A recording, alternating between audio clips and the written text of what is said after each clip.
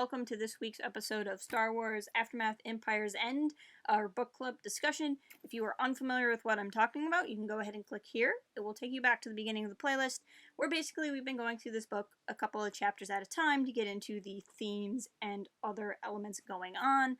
And if you'd like, this is book 3 in a trilogy. You can click here and it will take you back to the first book in the trilogy.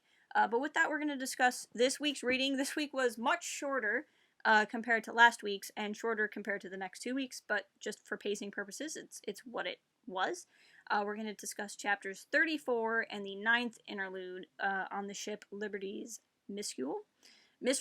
I can read, but I can read my own writing. But with that, this week, chapter 34 takes us away from the conflict of Jakku, and we go to Sinjir and Condor. Sinjir has just taken a job with Mon Mothma, and she's off to visit Wartol, Mon Mothma's opponent in the election that has cropped up.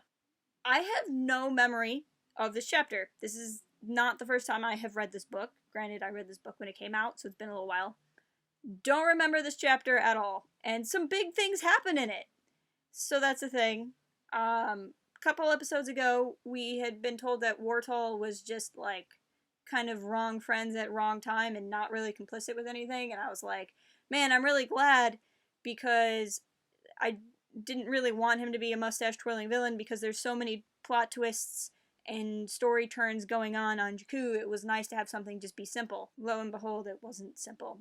Wartol was actually a part of the Red Key organization, which again, I did not remember. I do think it's better that he's a part of the Red Key, which isn't that surprising, because even if he wasn't with the Red Key before it, he was at least okay with the Red Key operating. But at least, unless it gets revealed in a couple of pages, it doesn't seem like Wartol's another grand machination of Rax, which is fine. I prefer seeing Rax as entirely handling the Imperials, and then this just being like a New Republic conflict. I probably still would have preferred if this plotline just stopped, because I gotta be honest, like, no shade on this plotline, I just want to be on Jakku. Like, I want the Jakku story right now. Why does everyone want to go back to Jakku? Like, it's so interesting, and I want to know what Palpatine's post-mortem plans are, and maybe not post-mortem plans now, as we know, and I want to know what Rax is up to, and I want to know everything, and then we're back to this. So, just pacing-wise, this is not where I wanted to be in the story, but there are some very significant things that happen here. With Sinjir and Condor, we get more time with them. Condor gives Sinjir permission to, like, not be with him, which, in the middle of an errand, seems like an odd place to have that conversation, but the conversation was good to have, so that's fine. Sinjir's like, no, I'm gonna stay with you, and Condor's like, you don't seem like settling down type, which I agree with. I found this kind of odd for Sinjir's character. And then Sinjir explains that what he's been doing is settling all along. That all the running, all the adventuring, all of the everything has been settling for whatever comes his way, where Condor can be a choice. And I really like that for Sinjir, and it explains why he's ready to slow down, why he's ready to kind of take this job. And it ties in a lot with his character too, because he's been somebody who's been using, like, his physical manipulation skills, his torture skills, for good, but still doing bad things, and now he gets the choice to do something different. And so I like that idea, that his story's kind of ending with this choice. It does also serve to show just the crazy instability of the galaxy as a whole. Wartol is not an Imperial. He spends a lot of time mocking Sinjir for being a former Imperial, saying that he's a big part of the problem. Sinjir says he's acting like an Imperial, which is very true. Like, I don't see him being somebody who is an Imperial just the way he was talking to Sinjir.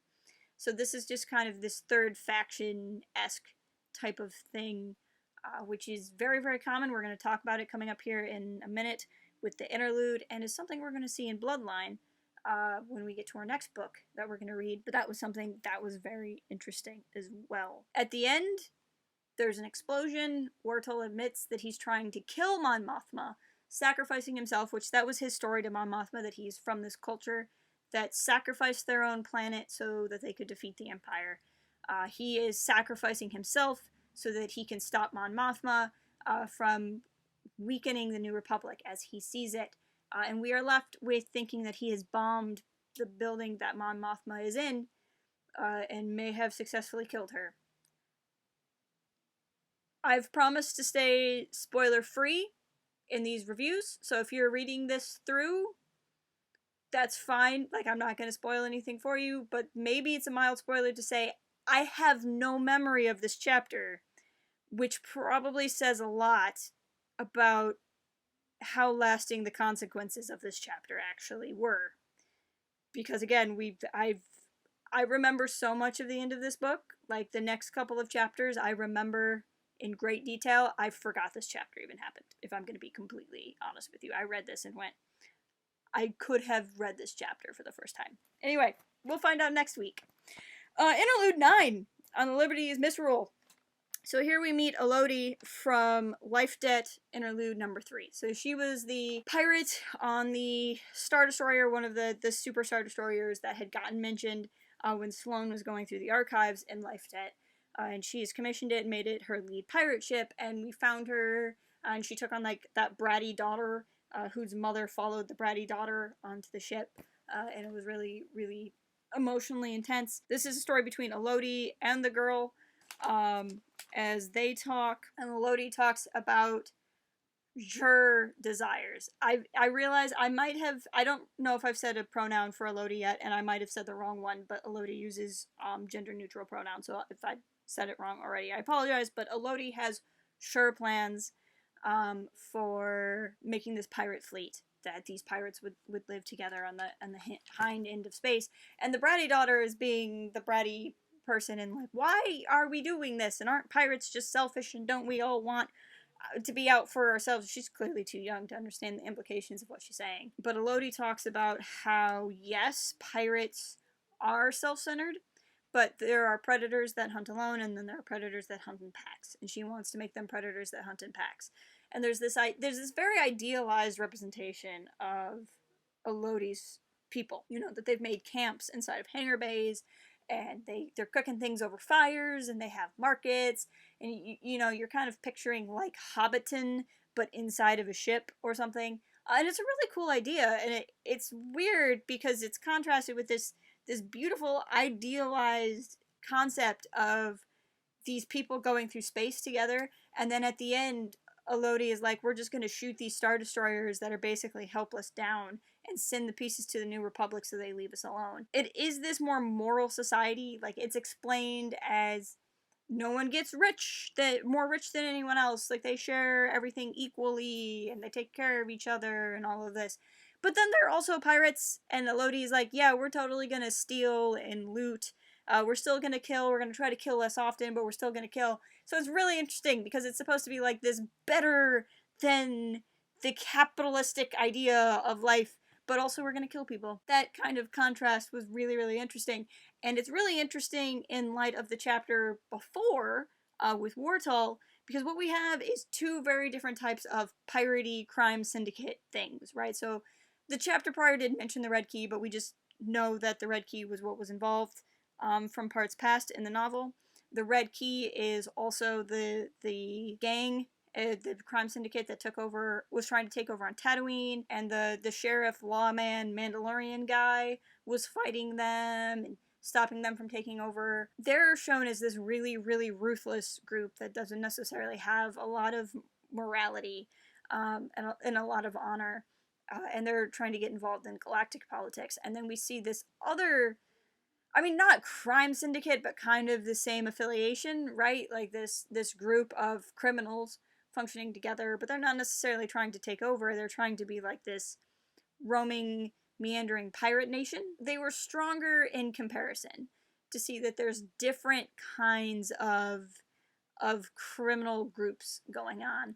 And also this kind of lawless, wild, wild west thing that was starting to happen in space. You had had the Republic for so long, and then you had had the Empire that ruled so absolutely, and then that fell, and the New Republic is struggling with being a republic and not rebels, and how they're filling that hole, and in the gap you just have all of these criminals popping up and doing their thing. I don't know if it was intentional or not, but putting this specific interlude following the part that we had just read was really interesting to me, because it showed these differing philosophies for the kind of morally gray in the Star Wars galaxy.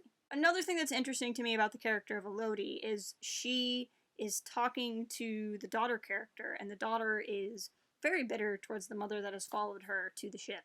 And Elodie is like, no, you can't shut her out. Like, she followed you here. Like, she cares about you, even if you don't think so.